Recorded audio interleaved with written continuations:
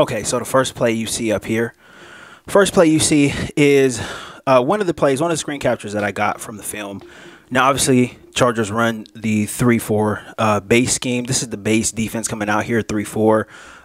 You have 3 down linemen, and then you have your linebackers. You got Khalil Mack all the way to the right side of the screen, and then you got Kyle Van Noy on the left side of the screen. But notice both of the edges are in very, very wide nines. They're in the wide nine techniques. They don't have their hands in the ground. They're standing up, but they are very, very wide. Now I have those 2 red arrows on each side. Now, every time I've watched Charger film, pretty much this season, when a team gets going, when they get the running game going against the Chargers, this always is the issue, right? This is the biggest issue that I have seen. These wide nines, they create defined lanes already for the running backs. They create defined lanes for the offense, right? And if you have a decent offensive line, they're going to be able to get to their guys. And it is really pretty much up to the backside 3 technique. So if this play went to the left, it would be up to Austin Johnson to come up and make that play once, everybody is going to the left, right, moving to the left. If Austin Johnson can make that play, if he doesn't get lost in all of the bodies, if he doesn't get lost in, all of the scrum there, then it's up to him to make that play. If that play is going to the right, then it's going to be up to, I think Jerry Tillery is the other guy on the left side. It's going to be up to him to make that play. So that's pretty much where it is. And the biggest issue with this that I have seen on film all season long is linebackers, inside linebackers, Drew Tranquil and Kenneth Murray. They consistently fill the wrong gaps. So they come downhill, they fill the wrong gaps, and that is why the Chargers are giving up so much on the ground. Especially these really long runs, they are filling the wrong gaps. They are not in the right gaps, and I don't believe that all of it is their fault. I think they're having trouble picking up this defense because they have to be perfect on every play. So when they come in and they're playing downhill and they're playing fast, both these guys are fast. They're very, very fast linebackers, very athletic. So when they diagnose something, whether it's the right or wrong gap, they're coming down and they're coming hard in the whichever gap that they choose. So if they choose the wrong gap, then it's going to be a big play for the offense, obviously. If they're in the right gap, then it's going to be a hell of a collision, right inside of, whichever gap that it is, right? So these guys are consistently making the wrong decisions, as far as filling gaps. But they both play fast. And if you ask these guys to play slower, then they are not going to be as effective. So I think the Chargers are in the wrong scheme, personally. I think a 3-4 base scheme, it eliminates those gaps, right? Because it puts another guy down, right? Another guy has his hand in the ground. Maybe it's Khalil Mack, maybe it's Van Noy, I don't know. Whoever they want to put, as a 4th guy with their hand in the ground, but it automatically eliminates those huge gaps, right? The 4-3 defense, it allows those ends to come in and play like a wide 7 or just a regular 9 technique. They don't have to be out so wide. So those defined gaps are not as visible for the offense or not as visible for the offensive line. And the offensive line has to pretty much play things straight up, which makes it harder for them. When these gaps are so wide, all you need to do is get your guards really, a hat on the hat, and you get the whichever end the ball goes to, right, left, right, whatever.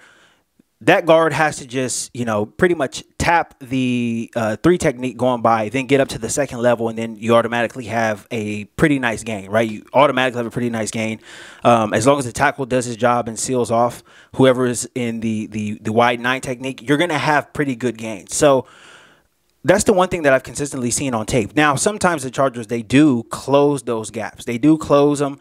They do come in regular 9s. And what I've seen on tape is that the Chargers are a little better when they come in and they're in the regular 9 techniques, not in the wide 9 techniques. They will come out and, close it up a little bit, and things do look better as far as the run game goes. That's normally when, the running back has to bounce it outside. And, at that point, he's normally fighting for, 2 or 3 yards or whatever. But the big gains, the gaps are not there. The defined reads for the running back to make are not there. So if they're not going to go to the 4-3, then they need to close it up a little bit because these wide nines are not doing anybody any good. Khalil Mack is obviously one of the best pass rushers. I think you could probably say of all time now at this point. So he can get to the quarterback pretty much in any technique that he's in. He doesn't need to be out there in the wide nine. It doesn't do him any good. And, you know, Van Noy is starting right now. It doesn't do him any good as well, too. All the tackle needs to do is really, you know, hold up for 2 seconds. And, you know, he can do it one-on-one against Van Noy. They don't need any help. As a matter of fact, that takes me to the next topic, actually, that I wanted to cover. So that was that picture. I'm going to go now to the next picture here. It is pretty much the same alignments here for the Chargers defensively, but now there are backups in, right? You have Derek Tudska, I believe, the guy that the Chargers just picked up when Joey Bosa went out. He is circled all the way to the left side of the screen, and then you have Chris Rumph, who is circled all the way on the right side of the screen. Now, this is the same exact alignment that I just talked about, right? Except this is not Khalil Mack. This is not Joey Bosa. This is not even Kyle Van Noy, right? Both of these two guys are backups. Both of these two guys are, in my opinion, they're special teamers. They're special teamers who are, you know, getting valuable playing time right now. You know, I know that everybody is injured right now, but this goes to show you, it goes to show a little bit of how the Chargers have not been utilizing the draft picks well, number one. And then number two, there is no development, right? There's no development. I expected Chris Rumph to have a much bigger year than he has been having. There's no development. He's not getting better, and obviously that's an issue, right? But let me get to this play here, right? These two guys are pretty much neutralized before the play even starts. As you can see, Seattle is in a heavy formation. They have tight ends on both sides, right? Will Disley and 84, I think his name is Parkinson, right? Anybody on the Charger roster not named Khalil Mack or Joey Bosa can get blocked by a tight end. And this is one thing that I've seen, and it really reared its ugly head in this film. It really did. Anybody not named Khalil Mack against the Seahawks got dominated by the Seahawks tight ends. They really did a really good job blocking. And again, any edge rusher not named Khalil Mack got their ass handed to them by the Seahawks tight ends. They did a very, very good job of blocking. They deserve a lot of credit. Hopefully they got a game ball because their blocking led to a lot of yards on the ground for the Seahawks. So I just wanted to point this out and circle this play. Now, I want everybody to look at this next play. This next play is what I'm going to here, and this is what I'm talking about with anybody not named Khalil Mack can get dominated by a tight end, right? So look at that. You see that arrow? That is Will Disley handing Chris Rumph his ass. And this was not the only time that this happened in this game. This happened several times throughout the game. This can't happen if you want to be a good run team, run defense. This absolutely cannot happen. Your rush ends cannot be getting blocked. They cannot be getting pancaked by tight ends. It just cannot happen. It can't happen. You know, they don't have to win every single time, but you cannot get pancaked like this against a tight end. That is embarrassing. I know this past Sunday was National Tight Ends Day, but damn. This is embarrassing. This is embarrassing for Chris Rumph. Hopefully he's getting called out in film study because this is ridiculous. We heard all about how much he got stronger this year and all of this type of stuff. This is ridiculous. This is embarrassing for any player. Any player. That's embarrassing. He's on the ground. He got put on his ass by the Seahawks tight end. And look at the defined hole for Kenneth Murray. Look where he can go. Look how many yards he can gain. The only person who is really not occupied is that cornerback out there, and I think that's Asante Samuel. He's the only guy that's really not occupied. Look at the defined read. You cannot be a good run defense playing this way. So I've just shown you this is personnel, a mixture of personnel, and this is also a mixture of scheme that is not working for the Chargers run defense. This is why I believe they cannot take this on the road and win anywhere. If the Chargers get into the playoffs, if they somehow squeak into the playoffs, they can't go anywhere and win playing this way. There's not a chance. You can't do this in Buffalo. You can't do this in Kansas City. Not a chance. No way, no how. Not a chance. They absolutely cannot do this. This is ridiculous. This is why this team is not a well-coached team. It is scheme. It's personnel. It's all of it. Tom Telesco has some blame in this as well, too. This is bad. This is just bad all around, and this is what I wanted to point out. Now, I have one more play that I wanted to show you guys. This is from the Justin Herbert interception in the first quarter.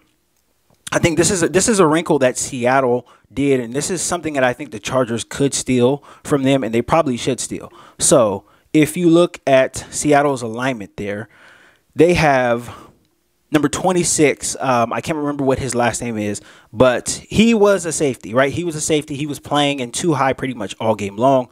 That's what gave Justin Herbert a lot of fits. That's what gave the offense a lot of fits. The Chargers did not run the ball, so the Seahawks did not need to go away from the too high. They stayed in it all game, and they played it well. But this was the Herbert interception. So Seattle here is in the dime. They're in their dime. What they did, they brought their safety down. 26 is a pretty hard-hitting safety. He's a bigger guy as well, too. So what they did, they brought him down to play this inside linebacker position. So in your dime, you have, another guy who is normally in coverage. You bring him down. You have him play that inside linebacker position. This is where he really tracked the ball and intercepted. A regular linebacker could not have made that play. We seen Drew Tranquill make that play against Derek Carr earlier, but I think Drew Tranquill played safety at Notre Dame. So he does have some of those skills. But this is where I would bring Derwin James. I would bring Derwin James down right here every single time the Chargers went dime. Because if this guy is playing linebacker, you have to be careful where you're throwing the ball over the middle of the field. And I'm not sure if Herbert recognized that the safety was in playing this inside linebacker position. I'm not sure if he recognized it. I don't know if he just thought that he was in the box coming down maybe to bring pressure. But he lined up in this linebacker position, and he made a play. And he made a play that only a safety or DB can make in this area. So I think that this is a wrinkle that I want the Chargers to steal, because this is something you can do very, very easily. You can bring Alohi Gilman out if you want to go, two-man, or if you're just going to go man-high. Nasir Adderley is fine back there, but bring Derwin James down. Put him in the box. Put him at linebacker, because this guy can read the ball. He can read the ball, and he can read the quarterback's eyes. So he can do a lot of damage in this position. And even if it's not with stats, this will make a quarterback, hold the ball for maybe a second or two longer while the defensive ends, the defensive line is able to get there. This will make a quarterback think before throwing over the middle.